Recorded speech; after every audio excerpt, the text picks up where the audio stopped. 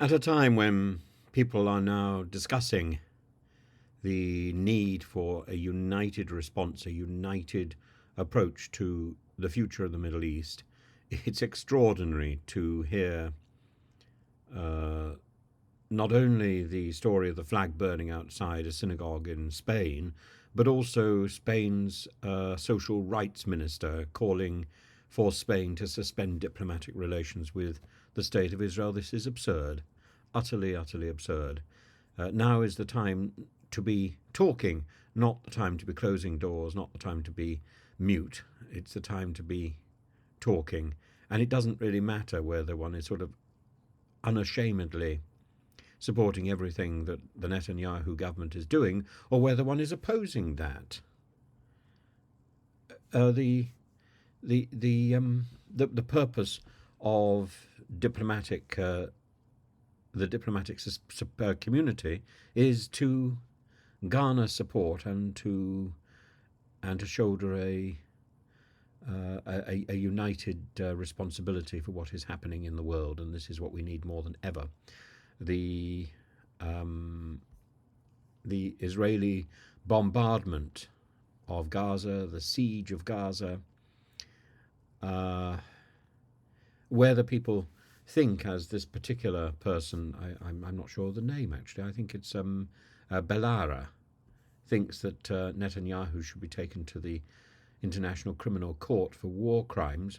Well, maybe I certainly wouldn't question that, but now is not the time for that discussion. Number one. Number two, it mixes up the issues that lie at the heart of this problem. But simply by closing your eyes doesn't make something go away. That's really the point. And this idea, oh, we're not going to talk to you, I'm going to stop breathing until you go away, this is absurd. And this is not the way intelligent and mature politicians should behave in the international community. So I think it's time. It really is time for Europe, Britain, the United States, and other nations to stand together and to find a way to work with Israel to get rid of Hamas.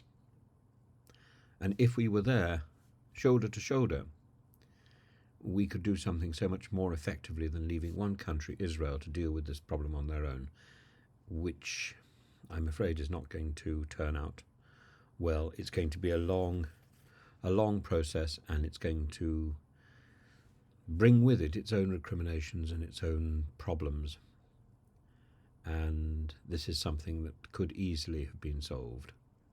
I think it could have been solved most easily by a united Muslim response and a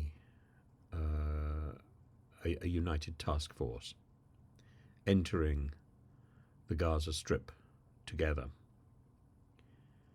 That doesn't even seem to be considered, which is really sad. Instead, there's a lot of noise.